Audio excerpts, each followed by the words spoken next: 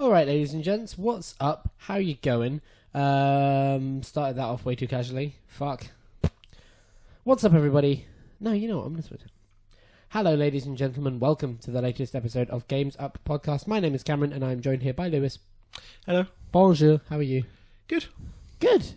We just got done watching the PlayStation press conference for E3 2017. Here are our thoughts on it. We're going to go through the press conference in chronological order, working from the very first reveal to the very last reveal, giving you our impressions on every one of the reveals. Lewis, we actually started off with some technical issues on our side. I don't know how universal they were. The internet seemed to be a bit kind of uppity about them not having sound, but we didn't have any sound. So the first couple of these reveals up to Days Gone, we're going to give with the kind of caveat that they might not have landed in the same way for us as they did for the theatre. I will say they didn't really land for me. But we started off with Uncharted 4. We started off with a live performance from an Indian band. I think that's fair to say. I hope that's not kind of too stereotypical, but it's there was a sitar player and they seem to be leading a band of I'd say Indian music. Yeah. Would you agree? Yeah. All right, cool. And that actually went on a fairly long time, and that was a reveal for Uncharted 4. Not really a reveal, it was a demo. Yeah. Demo kind of trailer of Uncharted 4's DLC. The Lost Legacy, right? I still am uncertain whether this is a DLC or a standalone. Right. That is something that this trailer didn't really speak. Did it say when it was out? I don't think so. I don't think so. I don't think so either. I don't think there was too many. I don't think there was any actual pinpointed dates on this conference. Yeah, I don't know whether this is a DLC or a stand. It looks very standalone. It does look standalone. Like it looks like this is like from my point of view, it looks like it's Uncharted 4.5. It's not quite a full game, but it looks like this trailer showed that it, like, what I said to you is that this trailer looks like what they're trying to show is that this is a full game. This is a proper Uncharted game. It's not like a short experience, because I think what they gave us last year was you kind of walking around, and we didn't really know what it was at that point, but it was a lot of walking, and then we kind of snuck inside and we did like some cool fighting stuff, but there wasn't really anything else there, so it wasn't much to say that it was a full game. Wait, for Uncharted, for the Lost Legacy? Yeah, that's exactly what we got. I can only remember one reveal for the Lost Legacy. I can't remember the one that you're referring to. So I'll back away. She's walking towards a building, walking through like a desert streets in like a Middle Eastern setting. There's like guards outside and stuff. Yes. Okay, yeah. I could only remember the kind of build up to that reveal, but fair point. And yeah, like this shows that it's not a short game. Obviously it's going to be a shortish game, but this shows that it's not a short game. It's not like a small experience. It looks like what the trailer showed is that it is a full story. There is multiple levels. There's multiple stuff going on. It's not fixed. It's not thing. And to me, it looks like I'm definitely buying it. This sold me on buying it. This is exactly what. Like, give me more. You know, that's the thing. And this showed me that it is what I wanted. So, quick backtrack. The trailer did reveal when it was coming out. It was August 22nd this year. Oh. But it didn't expand on whether it's a standalone or not. Now, I'm assuming this can be played standalone of the game, because it doesn't seem to tie into anything that Uncharted did. This kind of feels like the kind of thing you could buy on its own. Yeah. And Naughty Dog has said that this is their most substantial story expansion to date. But I still don't feel like that's much of a... I don't feel like that sets the tone of what it is one way or the other.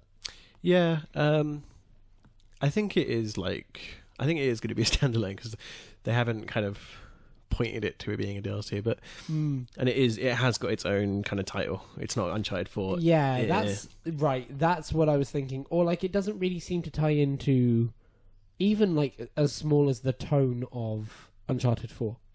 It does look like this is it looks like we're doing a very similar adventure but with a different character and different settings, and that, like, I'll admit there is a point where Uncharted's going to be saturated for me, but it's not this point.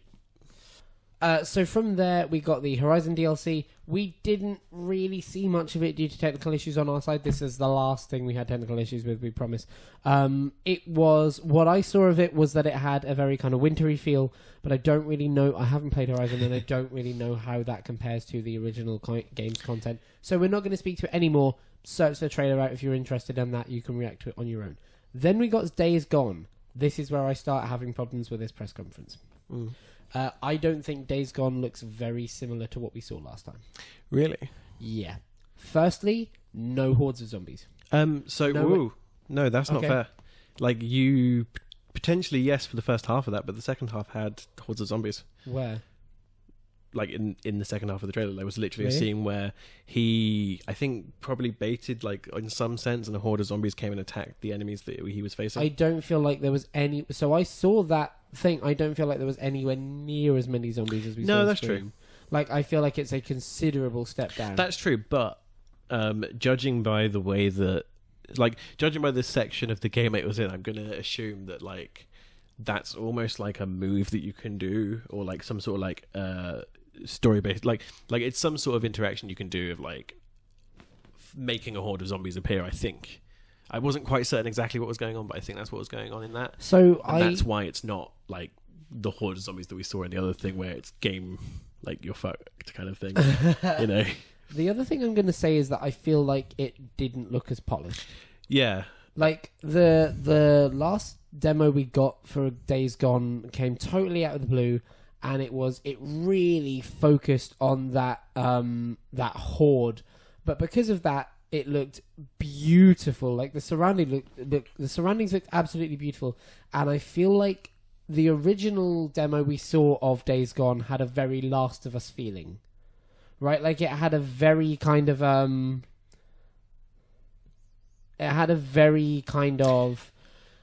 quiet tone, a very kind of. I don't know what it is, but it just felt more mature the first time we saw it. Yeah, I can see what you mean. Actually, I never really liked the reveal of Days Gone. Really? I didn't actually click with it too much. It just looked... I don't know. To me, it looked a little bit too generic. Not sure what I said about it back then. But... I don't know. Days Gone is a little bit of an iffy one for me, especially because, you know, the same reason that I was unsure about State of Decay is that I'm a little bit iffy on kind of zombies and all this at the moment. I know. Yeah, I get what you mean. It does feel like we've kind of reached a bit of a saturation with them and then gone over it. To be honest, the demo we saw right now, the demo that we saw this time around, felt more like a kind of Sons of Anarchy game, right? Whereas, like, the first one felt very... The first one could have been titled The Last of Us something else. Like, it's a version... Probably not The Last of Us, but you know what I mean? Yeah. Like, it could have fitted into that world, or certainly fit to that kind of storytelling and fit to that kind of tone. This didn't. Like, I really didn't feel like it hit that kind of... that level, and maybe that's not fair because it seemed like we're witnessing something from fairly early on in the game, and you know, it's not necessarily fair to judge the entire tone, especially the entire tone of a game on an E3 demo. But if Days Gone is exactly the same game as we saw last year, I feel like either the demo missed the mark or the game has changed. Yeah, I can appreciate that, and I think I'm in kind of two minds about it because the game. Certain bits of the game do look quite good, I think. We're actually watching it kind of now, and I'm quite impressed with like the kind of the environments. I like the environments. The environments are great. And yeah, I'm not like I wasn't fully sold on it before as much as other people were, and I'm probably still not. Okay. But maybe that's me and zombies. I'm not entirely certain. The other thing that I want to say about Days Gone, we got no release date. Which makes me think this game is a while out. Because we'll talk about release dates in a bit, but everything else got at least dated for a year. Days Gone didn't even get a year. Like, Days Gone was not given 2018, 2019. It was just Days Gone. This looks like a more realistic demo for a game, and it worries me that this is a more realistic demo for a game that's not 2018. Yeah. When is this coming out? I would speak to that though. Like, if you look at, say, Horizon, this probably the biggest game this year so far. Yeah. That was a game that was, when we saw it at E3, it was pretty much in a state where this was what we got from the game. You know, like if you go back to the E3 when Horizon was first announced, it looks like the game's playing. It looks like this is what the game is. It looks like it's ready. I was quite surprised actually how long it took to bring out Horizon, because I thought that it looked done at the reveal. You know, and so I don't want to say that Days Gone is going to end up doing the same thing. So I probably am a little bit iffy on it. I think there's still a chance, and I thought like the thing with Horizon that did it for me was that like the story's really good. And maybe Days Gone's got a really good story, you know. Yeah, maybe not. Then we moved on from Days Gone to Monster Hunter World, which we talked about very briefly on the Xbox conference. It was rumored that it might be connected to the Xbox in some form, and it turns out it's not. It's actually on the PlayStation Store. Not PlayStation Store, the PlayStation Stage. Sorry.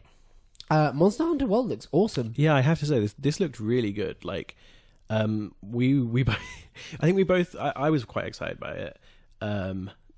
It's not something I've ever bought into, but I think if there was one that would make me buy into it, this looked like it would be that. A lot of the times that we've seen Monster Hunter before, it's been as trailers on like Nintendo. Yeah, Direct. that's the thing. And this is the first year that Nintendo have had Switch. So previously, a lot of their games were on Wii U, and like the games have looked awesome, but I've been like, I don't know whether I want, like, maybe it's just bad association with the Wii U, but it just didn't connect with me in the same way that actually Monster Hunter World looks awesome. It looks really good fun. Yeah, and like I really like this isn't the only game that's going to do it. Yeah, I'm cool. So we are watching. So just taking it back very quickly to the Days Gone trailer, we're watching the Days Gone demo again once more. This is bullshit. There is no way that that's anywhere near the crowds of zombies they saw. But the kind of size that something I will counter that point with though is that I liked how that was. He found. I mean, it's obviously going to be scripted in some sense, but he found a horde of zombies. He found like a gate that was keeping those zombies out. He blew up the gate, and then the zombies rush in to go through it. I think that's quite cool. As a mechanic, it's a very cool idea. I do think yes, the zombies are less, but I promise you, the scene that we saw. It's not just that they're less; it's that they're so drastically less. Like when they talked about Days Gone the first time, this was something that no other game can do. This many zombies on screen, they can't be this interactable with. That looks like a kind of crowd that every other game can do. In fact, it looks like the kind of crowd that Dead Rising has been beating for a couple of times over. Not particularly well, but it doesn't look impressive. It certainly doesn't look as impressive as it did a year ago. I agree. And if it's scaled down and it's not even coming out in 2018. I agree, but I think like what we saw a year ago was like, if you like, that's like the story, like the set piece. You know, I agree. Maybe we shouldn't have been sold on there being big, large numbers of zombies, but that was the set piece. That was the kind of the story. That's going to be like a one-off situation, I feel. Whereas the general game to like the general how the game plays is going to be more like what we just saw. And I do think that maybe if you tailor it to that, this could still be quite a good game. I still think like it could still reach the same, not the same sort of highs as Horizon, but I can kind of see that that's maybe where it's going to try to do, is the kind of open worldy, you can go anywhere, but there's zombies. Yeah, okay. And in that kind of respect, like, I'm really interested in the story, to be honest, but I think in that kind of respect, it might do better than you think. Then we saw Monster Hunter World, which looks awesome. We've said that the other times that we've seen Monster Hunters at E3, they've been on Nintendo stages or directs, I guess is more accurate. Yeah, they've looked a little bit in that. Like, you know, we get very American adverts, but there's also very Japanese adverts, and it tends to be focused on that sort of thing. Yeah, this looked like a Monster Hunter that was really trying to aim itself for a Western audience, or more so for a Western audience. Yeah, trying to connect with both a little bit. And in that sense, I really, really appreciated it, and I think it looks great. I don't know when I'll pick it up, and I'll talk about why in a second. But yeah, it looked really cool. Then we got probably the biggest hit of the press conference, to be honest. Yeah, I'm fair with that.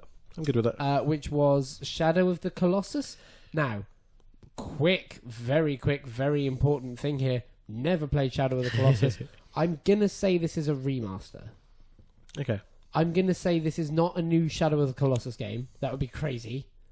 Yeah. That would be end of conference style shit.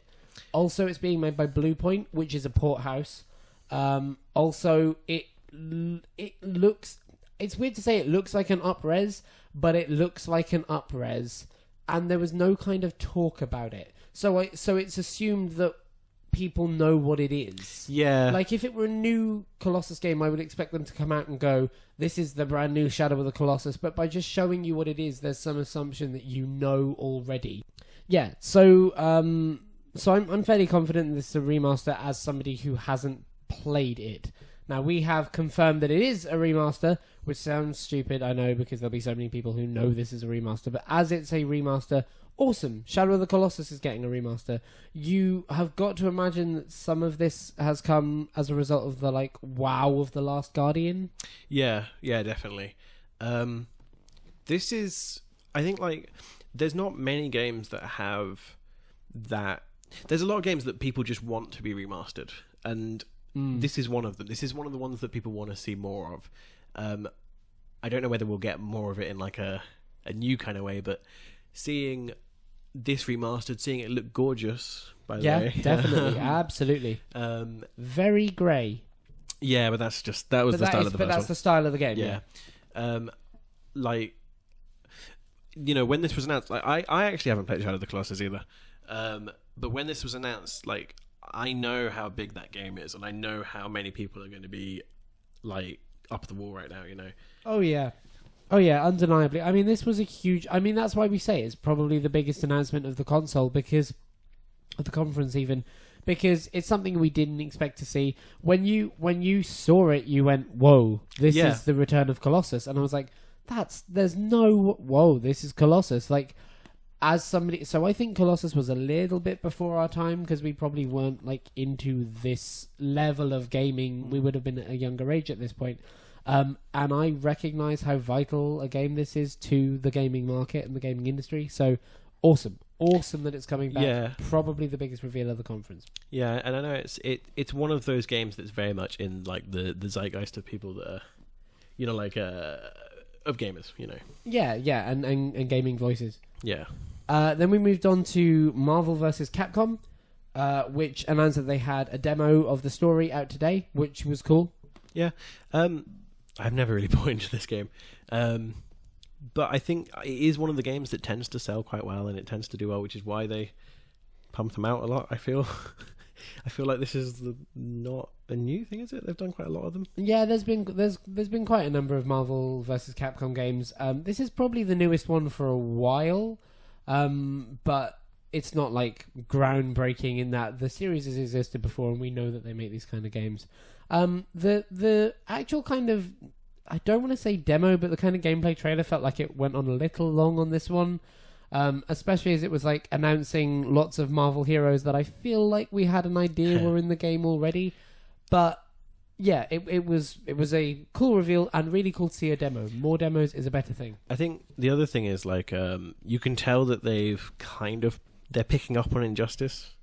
Oh yeah, you know, like, 100%. There was a big focus on story and a big focus on like probably I mean it was all kind of story, wasn't it? It was mostly. It was a very big story reveal, yeah. And that's, you know, like Injustice has done very well off of being like, people say that Injustice 2 is like one of the best DC stories, you know, in recent released, you know, in recent memory, yeah. And so, you know, it's wonderful that a game can do that, and I guess this is. They're probably not going to be able to do it with like a cross-platform thing, but like a cross series. What do you call it? Cross something.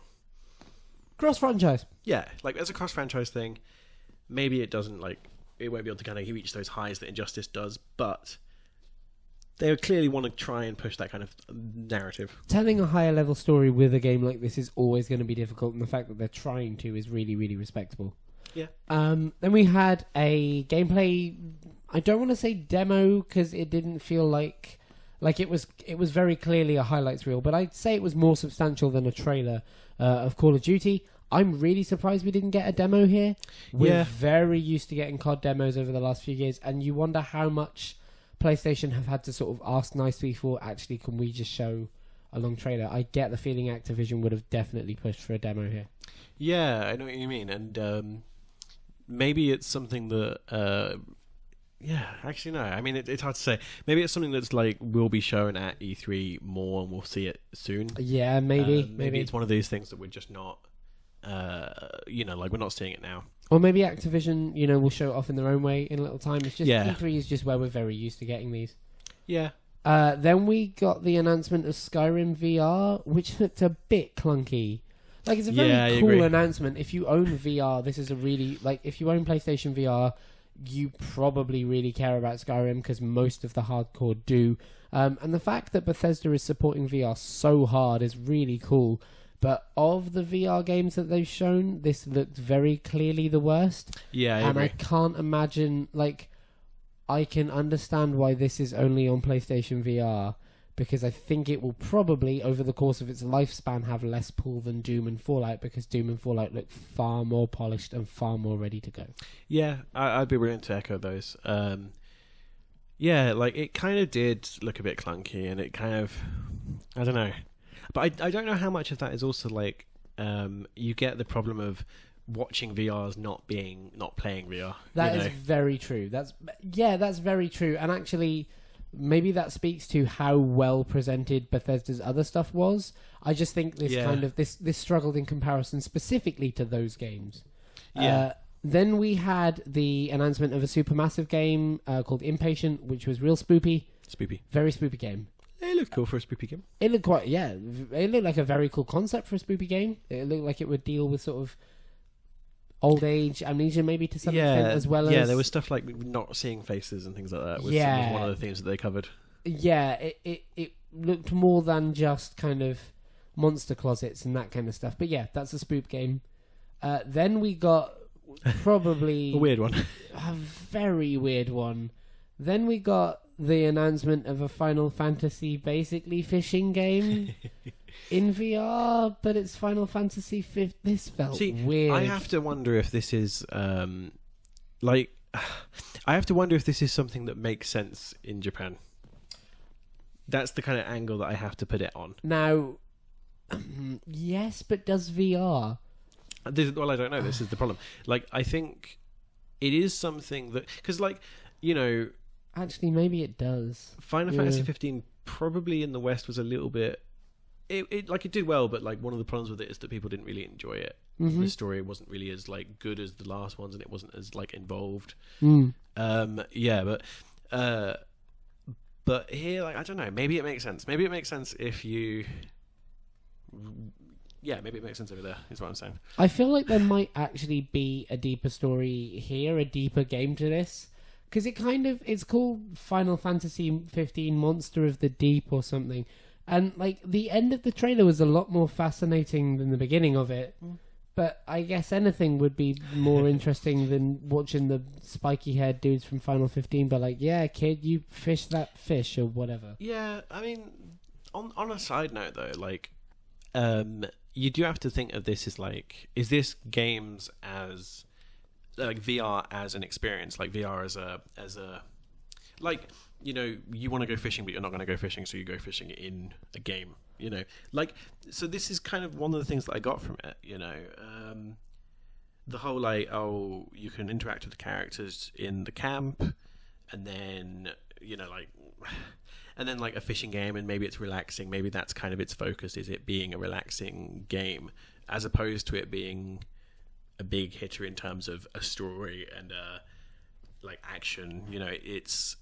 It's you fishing for fun. I wonder if that's maybe what it's going for. I would... That may well be what it's going for, and I could understand the pull of it in that sense. The problem I have is that it's going to cost the same amount as Arkham VR, as Minecraft VR. Yeah. If this were a way of advertising VR and it were given away free on the store, I'd be totally down. That's a really cool way of showing off the promise of VR. But it's not. This is like its own product. Somebody in Square was like, what's the best use of VR and the Final Fantasy license? And they were like, a fishing game. Yeah. And that's, not only is that like weird, I actually feel like that's detrimental to the platform. Yeah. Like, I don't feel like at a time when VR is so in need of games to really sell it and games to really push it to a wider audience, like Star Trek Bridge Crew is the kind of shit that will push VR units. That's such a clever idea, such a unique idea that you could only do on VR. This is the kind of shit that's like just trolling out a license. And that actually makes me more worried about PSVR going forward than hopeful for it. Yeah, I can fully echo that. Yeah, I don't know. It was a low point of the thing. Then we got some more VR games. None of them really stuck out to me, so I haven't noted them down in any way. It was kind of the indie mega reel section, but they were VR focused. There was one that interested me in there, but what was that? Well, it interested me not enough to actually remember what it was called, so it's a little bit worrying. Can you summarize it though? It was the kind of, I think it's straight away the one they showed afterwards, which was a little bit spacey. Star Child. Yeah, Star Child looked cool, I think. Okay, fair enough. Then we got an extended demo of God of War. Yeah, like I'm very sold on God of War. They push the story angle, they push the action, they push the giant monsters. Like this, I know we kind of disagree a little bit, but this is what I wanted to see. Okay. And this tells me that like, this is kind of confirmed. I'm gonna probably be buying it straight away. You know, yeah, like.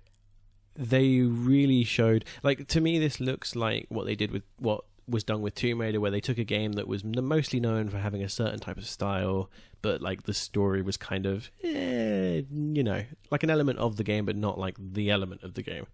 Whereas then Tomb Raider and Tomb Raider Rise of the Tomb Raider, whatever it is, like they pushed, they were story games first, gameplay very much second, I would argue. Okay, but yeah, like they were story first. That was the focus of those games, and this is like kind of what they're doing with God of War. It seems. And yeah, I'm more than up for that.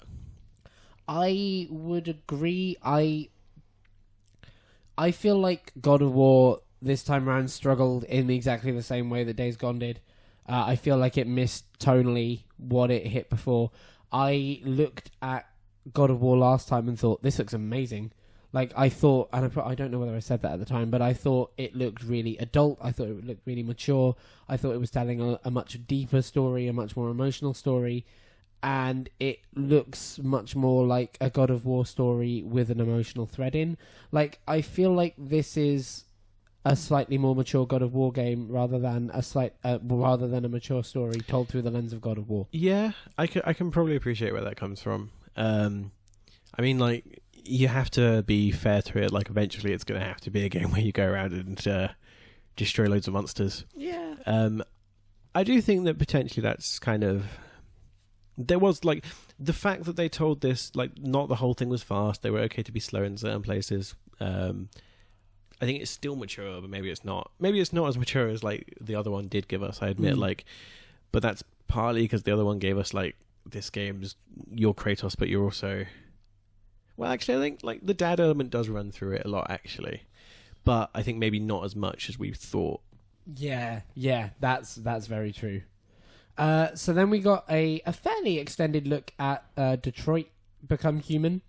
Yeah, this. Well, do you want to talk about it? Well, again, I don't want to say that this was a demo because it didn't feel like it was being demonstrated. Like, I didn't feel like anybody was on stage playing it. This kind of felt like an extended trailer. Like, I feel like this is the kind of thing that you could watch separately and it wouldn't make less sense disconnected from E3, right? Like, yeah.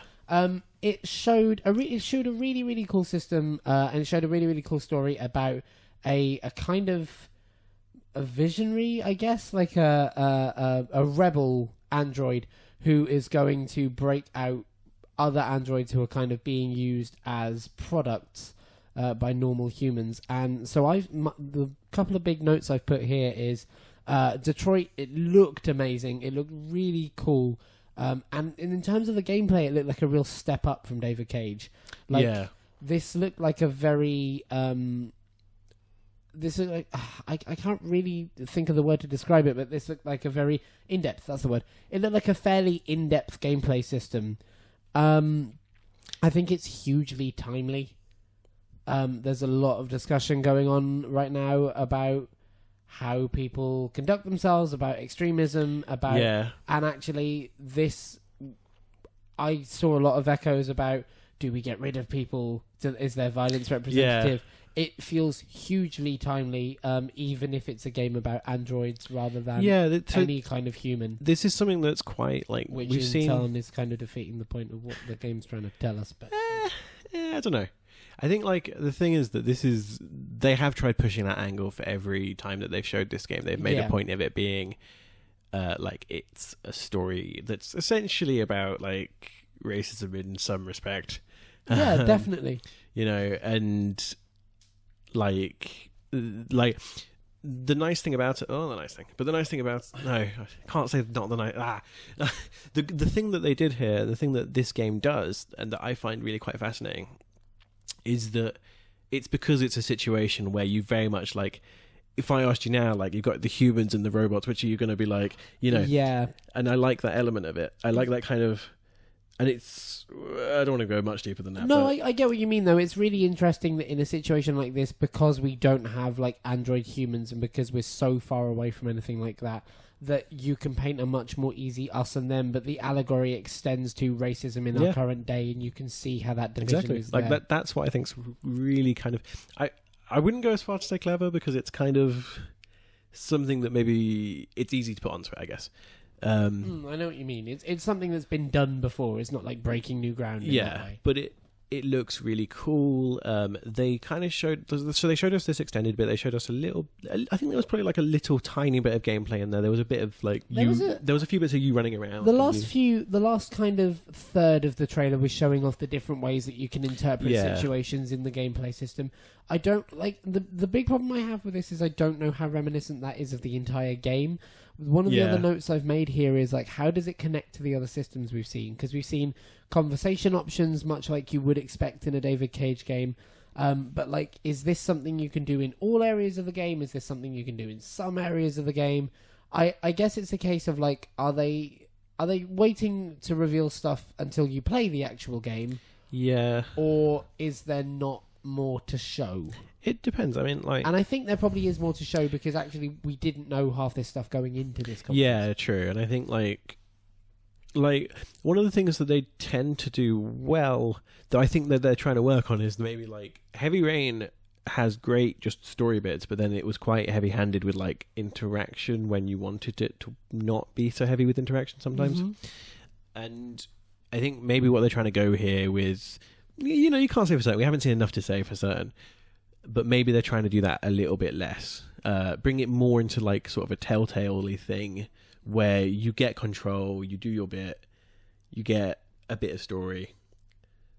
The way I phrase this makes it sound bad. No, I get what you mean. Like you do story bit, then story bit, then story bit, but there's some kind of control taken away from you in between to facilitate you getting to those scenarios. Yeah, and I think like if it does what Heavy Rain did... I mean, there'll be a lot more interaction. There'll be like, the whole, we had this rebel and he gave this speech. That like, you're going to be able to at least kind of target what that speech is going to be. Yeah. It's almost certain that you're going to be like, do I rile them to fight? Do I kind of, you're free, go hide or whatever, like, it's hard to say exactly what angle it's going to take. I think that there's going to be some element of that, or maybe like we don't convince the people, or we don't convince everybody, or, like... That's the kind of thing that Heavy Rain, or like these style of games tend to do. Yeah, definitely. And then as we got to the end of that, we also there was a very short, maybe 20-second kind of wrap up of the game again. Yeah, it cut through to little snippets of some of the other characters we've seen. Again, not really clarifying how the systems tie into each other, but showing that they're still there and they're still a part of this game. I think one of the problems this game is going to have in messaging is that it's showing cut off little sections of it.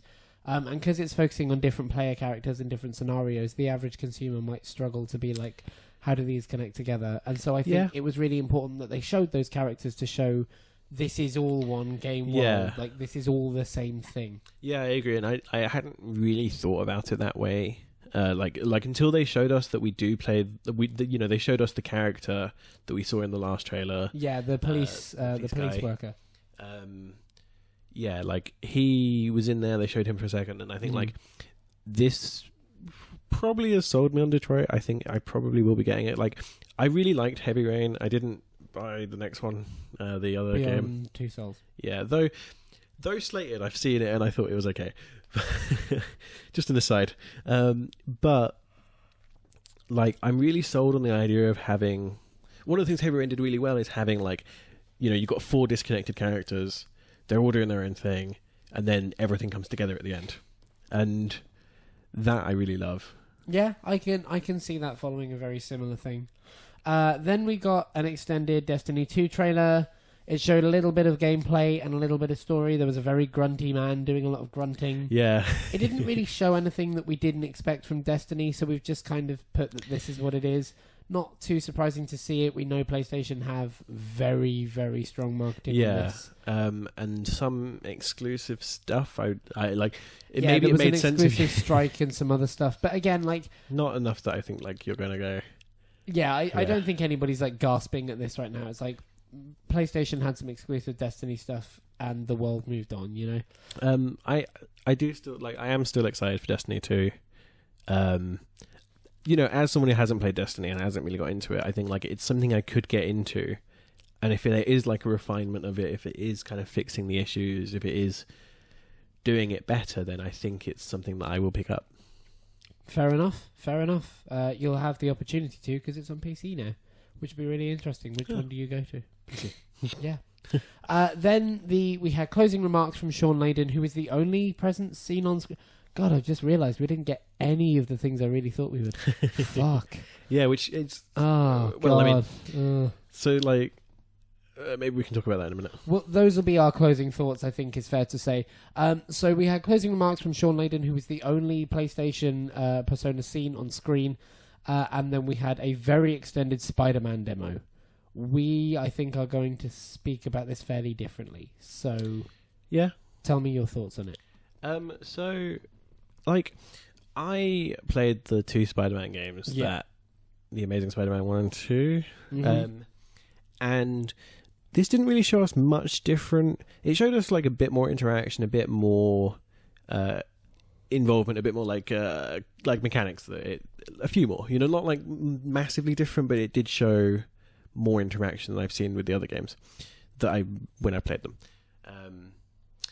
And that's cool, but it did still it was very similar. It maybe wasn't, it wasn't kind of the groundbreaking change that maybe we thought we would see. Sorry, you carry on. Okay. It wasn't necessarily the groundbreaking change that we thought we would see. It's not really, it doesn't seem like an Insomniac game, which is worrying. But saying that, like, I still think that having played the other games, I still think that there's a good game in there with those mechanics, and if they're able to nail it, then it will be a good game. What we saw doesn't necessarily show that it's going to nail it, though. Yeah, this demo has me super worried about this game. So we said right at the beginning so they showed off the whole web rush from place to place thing, and that's exactly the same as it's looked in the Amazing Spider-Man games. And even a couple of the games before that. I think it was introduced in Web of Shadows. In fact, it was in Web of Shadows. This looks like a game that Insomniac is building on somebody else's systems. Yeah. And that is not what I wanted out of this game. Like, Insomniac are amazing for building motion. Like, Sunset Overdrive is so unique because of the way that the motion in that game works and how well it flows. And it's very clear to me as somebody who has played... And I've played The Amazing Spider-Man 1 and 2 to pretty heavy completion. I'd say I know those games fairly well.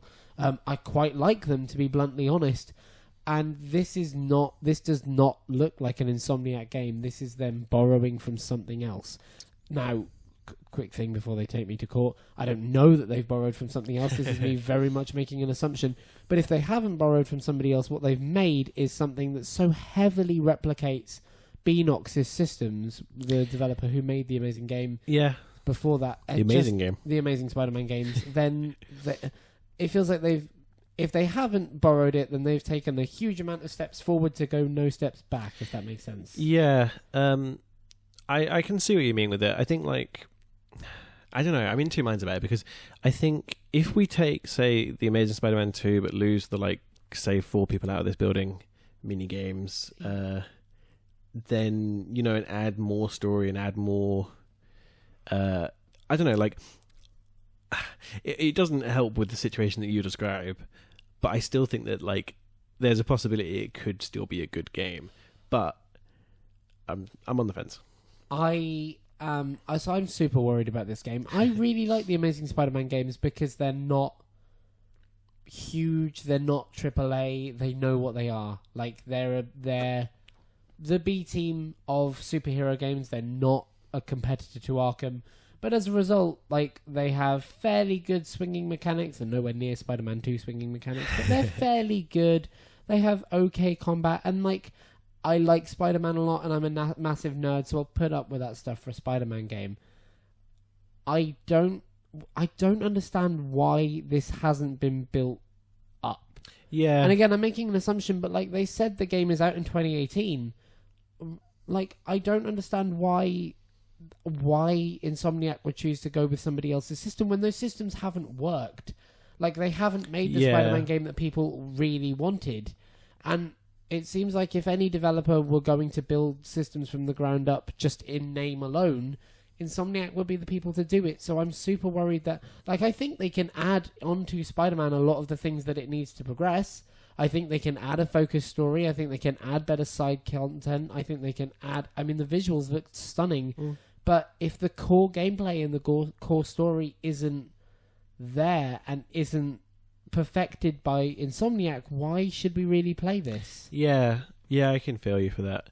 I can see where you're coming from. When we saw the trailer and watched it, I gave you 2 conspiracy theories, and that was that PlayStation revealed Spider-Man in its very early stages and then went, well, fuck, God of War isn't going to make 2017. Insomniac, can you kind of build off somebody else? The other one I gave you was that Marvel gave them the license under the... or Sony would have given them the license. That doesn't even make sense. But under the kind of premise that we have a joint Spider-Man movie out this year and we need a game for it. Insomniac, do you want to make it? And all of those, I think, would have been fairly relevant if this game were out in 2017, which it isn't. So, like... Yeah, Spider-Man. I think ultimately, like, it's never worked.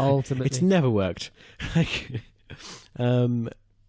as well as it could, I guess is the way to put it. Spider-Man 2 is one of the greatest games ever made. You shut your whore mouth. I think people are way too praising of that game. I still play it fairly frequently. It's pretty good. Really? Yeah, it's pretty good. Huh. It's pretty good. The thing that makes it, quick aside here, the thing that makes it good is not the swing mechanics, it's the jump mechanics.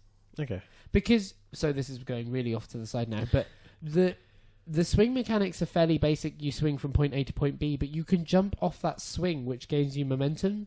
So it's not the swinging that really gets you it. It's the ability you then have to manipulate that swing how you want into the next one that makes it swing well. Okay. And you can see that from Windlands and the guy who, I think he was involved to some extent with the swing mechanics. Anyway, one of the final big things here at the end of the conference was that Miles Morales is in this game, which is awesome for Spider-Man nerds, but you turned to me and said, who's that? So I think that speaks to how it's going to turn to the average consumer. Yeah, but I mean... Unless he's in Spider-Man Homecoming, in which case maybe this gets more interesting. There's... Like, Spider-Man's always had trouble, and I think, apart from 2... Since apparently that's not an opinion I'm going to get away with. Like, and I think it's because isn't Spider-Man one of the series where they are making stuff because they have to keep the licenses?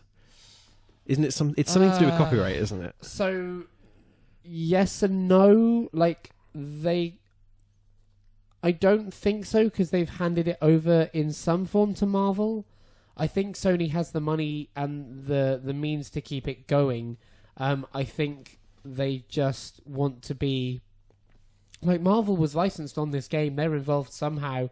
I think they just want to keep hold of the Spider-Man franchise at a time when Marvel and Heroes are so popular. Yeah, I can appreciate that. And I think you're almost certainly right that it's going to be connected to the movies.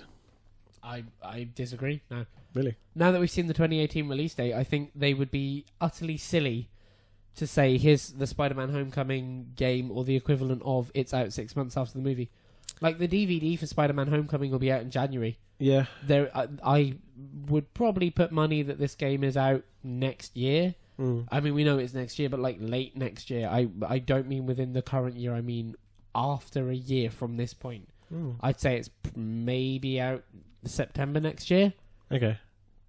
I maybe it coincides with Infinity War, but we know that Square Enix is working on a Marvel game. Yeah. Wait, but where with the movie? Because the movie comes out in like 3 weeks. Oh, really? Yeah, the movie's out July 7th. I didn't know that. Okay. So, unless they like have a massive one last thing at the end of E3, this is not touching that movie by a long way. Okay. Yeah. What are your closing... So, my closing remarks on this conference is that Sony are a victim of their own hype. Yeah. Like, I came into this conference fully expecting Borderlands 3. Yeah. I was really hoping for BioShock 4. I was hoping for a really big set of wow again. And, I mean, fuck, they didn't even talk about Crash. Yeah. Like, they didn't even talk about the game that's out in 3 weeks. Yeah, that's true. But I mean, if it's out in 3 weeks, maybe they just don't feel like it needs the push. I think we disagree on which conference we think is the best. I think this was probably the best conference. It had loads, but I think the average was a lot higher. If you take maybe the VR out and Spider-Man, everything else is pretty high. And I think like when you compare to some of the other conferences, there's been 1-2 good hits in like each conference. Now this is I don't want to get deep on the end of this, but I think now that we're closing the E3 apart from Nintendo, Yeah. So we're looking at these are the games that we are most likely to play. And we know that Nintendo is only a half-an-hour conference, so it's not going to be like a Sony conference that's a block hour of reveals, right? Yeah. Like it's going to be at most half an hour. Yeah, and I think I'm a little bit worried about maybe the state of games over the next years. Wow. Yeah, well, I mean, you have to appreciate, like, if maybe it's the state of E3, maybe E3 is getting less popular. You have to look at it like this. You're completely right. You expected a Borderlands, you expected a BioShock, you expected but these are independent of Sony. They're independent of E3. Yeah. So either E3 is getting less popular, or maybe we're just not getting as many big hitters. I don't think that's the case at all. I think that we have seen 2 E3s that have been fucking insane. Yeah. And they've been absolutely insane. I mean, like 2007 is thought of before this as like the last big E3. I think what we saw here was an E3 that's a little lackluster, but much more close to average. Yeah. And that we've come to expect, oh shit, world on fire, everything is totally changed. But yeah, they can't do that every year. And we were saying that, one of the years they're going to have a flop. And we were talking purely about Sony, like... Yeah, and I think... Like I still wouldn't call it a flop, but I still would say this is like, if you remove the aspect of like what we saw last year and the year before, this was fine. This was what I mean. Do you mean E3 as a whole? No, Sony. Okay. Like I think as a presentation, this is fine. Like this, like it's easily like for me, it's easily the best presentation, by far. Yeah, really easily. But it still suffers. It suffered from not having big reveals because we expect big reveals. It suffered from just maybe not having enough games. but it still for me reached the best highs. Well, maybe apart from best highs. I've got to say I disagree. Like, I think if you can give me a nice list of why, like, because this is the problem, right? Okay. So, like, I can see you could compare to Microsoft and name a few things, but none of I don't think the standards are high. I don't think Microsoft was a good conference this year by any means. Yeah, so like, what's your best conference this year? Ubisoft by a fucking mile. Without a shadow of a doubt. I can understand. So here's my reason for it, right? Before E3, we didn't know about Assassin's Creed Origins. I mean, we knew about it, but we didn't know officially about it. And we'd only just found out about Far Cry 5, right? Both of those games are out either this year or within the next 9 months. And they look fabulous. They look like they play fantastically, and I can't wait to pick them up. And we didn't know about them a year ago. Actually, the more I thought about it, the expansion for Steep is actually a really good thing, in my opinion. I know you're shrugging your shoulders, but like... Nobody plays it. Like, what's... Yeah, and they're still supporting it because they're putting new IP out in the middle of a generation. People don't do that. But you typically have the start of a generation for new IP, and Ubisoft are going, we put a thing out, you didn't buy it, but we will show that we're willing to support it. That's actually a really strong move for a developer to do, especially in the middle of a generation. I get that it's probably not going to drive people to Steep, but I'm glad that Ubisoft are making moves like that, especially when they're putting out big franchises like AC and Far Cry.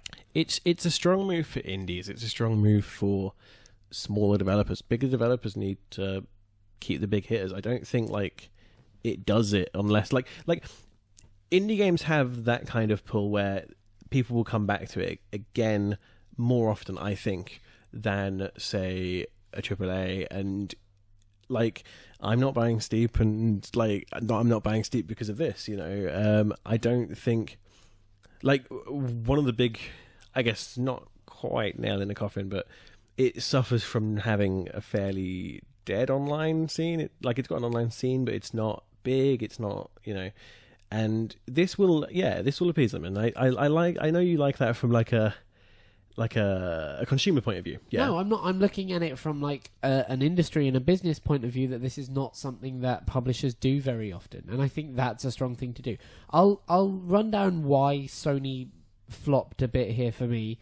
And so the first couple of reasons are the big openers were DLC and then a demo that failed to miss the mark. I really liked where Days Gone was last time. I'm not a big zombie game fan, and I probably spoke at the time about how I won't play it because it's on PS4 and because it's zombies and horror and all that jazz.